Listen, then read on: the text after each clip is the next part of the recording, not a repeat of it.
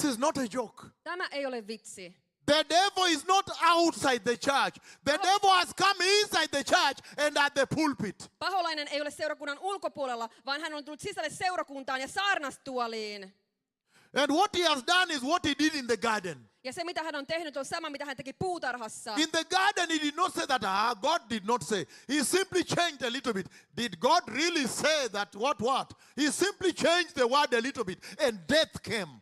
Hän vain muutti sanaa pienesti, vähän hiukan, ja sitten kuolema tuli. He has come to the house and changed the word, my Lord, Hän on tullut to make it more tolerable, more convenient for modernism. Hän on tullut Herran huoneeseen ja muuttanut sen sanan niin, että se soveltuu enemmän tämmöiseen modernismiin.